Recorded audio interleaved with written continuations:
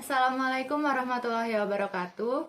Perkenalkan, saya Cynthia Ayudia Apsari dengan NIM 1520103830015. Di sini saya akan mempresentasikan laporan studi kasus saya dengan judul Teknik Pemeriksaan Radiografi Cruris Dextra dengan Klinis Close Fracture sepertiga distal di Unit Radiologi Rumah Sakit Delta Surya Sidoarjo. Os cruris atau yang biasa disebut dengan tulang tungkai bawah merupakan bagian dari ekstremitas inferior yang terdiri dari tulang yang saling berdekatan dan saling berkesinambungan, yaitu os tibia dan os fibula. Nah, fraktur sendiri merupakan patah tulang yang biasanya disebabkan oleh trauma atau tenaga fisik. Sedangkan fraktur cruris sendiri adalah terputusnya kontinuitas tulang serta ditentukan sesuai jenis serta luasnya. Terjadi di tulang tibia dan tulang fibula. Nah, close fracture sendiri adalah fraktur yang tidak menyebabkan robeknya kulit pada pasien. Di sini saya mengambil kasus dari pasien dengan nama Tuan ADD dengan umur 50 tahun yang berasal dari UGD dengan klinis suspek close fracture, cruris dextra, dan pemeriksaan cruris AP lateral. Hari Jumat tanggal 19 November 2021, pasien dari UGD bernama Tuan ADD datang ke unit radiologi Rumah Sakit Delta Surya Sidoarjo akibat kecelakaan lalu lintas. Kami gunakan untuk pemeriksaan Tuan ADD ini yaitu meliputi pesawat General X-ray siap pakai, flat panel detektor, digital radiografi konsol, marker, fiksasi, dan alat pengolahan film. Lalu prosedur pemeriksaan yang saya jalani. Pada saat itu pasien datang dengan bed, dengan kaki memakai spak di kanan kiri bagian cruris dengan ditemani perawat dan keluarga untuk melakukan registrasi. Setelah itu, kami sebagai radiografer memastikan identitas pasien dengan menanyakan nama, tanggal lahir, dan alamat.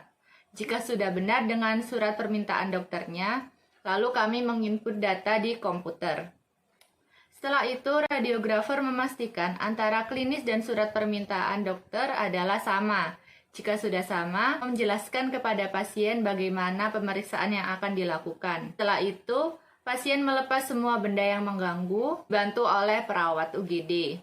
Setelah itu, radiografer memposisikan pasien dan mempersiapkan bagian tubuh mana yang akan dilakukan pemeriksaan.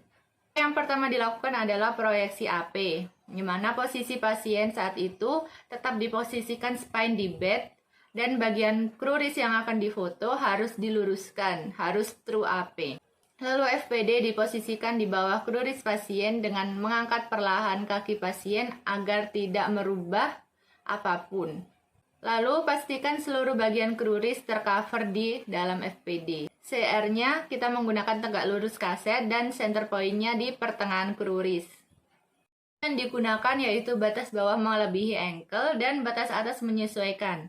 Kenapa demikian? Karena saat itu pasien mengeluhkan sakit di bagian ankle, sehingga menurut kami, ankle juga perlu dievaluasi.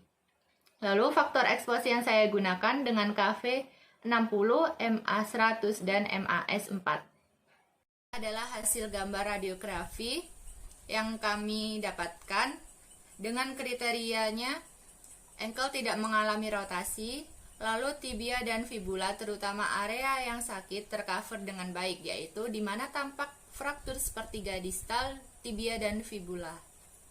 Untuk pemeriksaan proyeksi lateral, kami tetap memposisikan pasien seperti proyeksi AP, namun di bawah cruris pasien kami berikan fiksasi berupa kardus agar posisi cruris bisa tercover dalam FPD. Dan FPD diposisikan di antara kedua kaki pasien. Lalu pastikan bagian sepertiga cruris tercover pada FPD.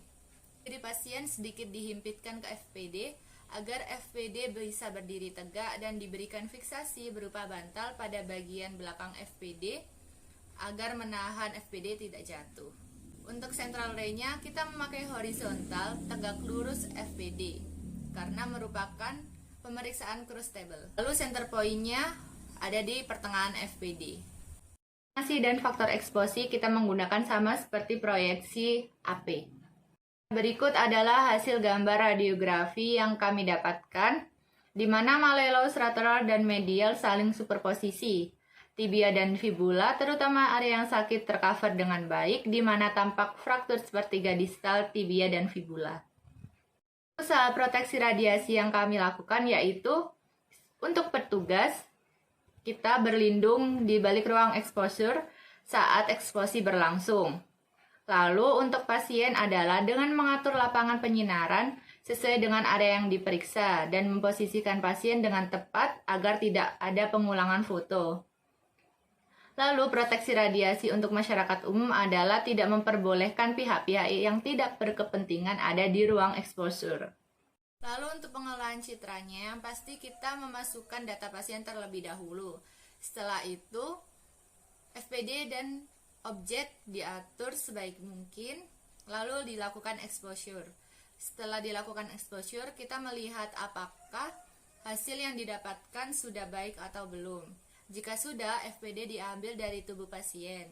Lalu kemudian kita melakukan editing dengan menyesuaikan antara brightness, contrast, latitude, dan sebagainya.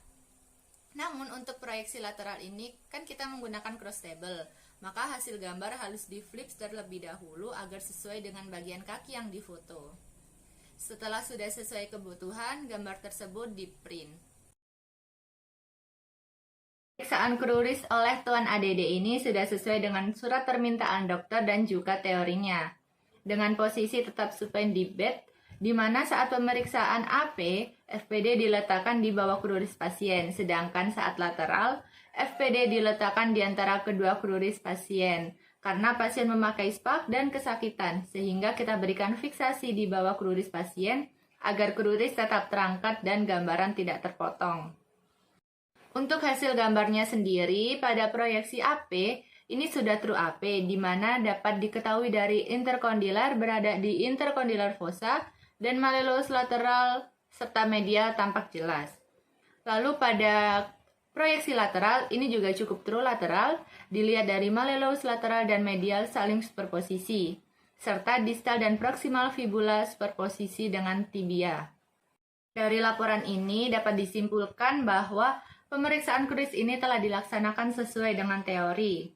Namun pasien tetap supine di bed dan ketika dilakukan pemeriksaan proyeksi lateral menggunakan sinar dari arah horizontal karena memperhatikan kondisi pasien yang merupakan pasien dengan suspek close fracture sehingga perlu dihasilkan gambar yang menunjukkan kondisi pasien saat itu juga. Sekian apa yang bisa saya sampaikan, kurang lebihnya mohon maaf. Terima kasih. Wassalamualaikum warahmatullahi wabarakatuh.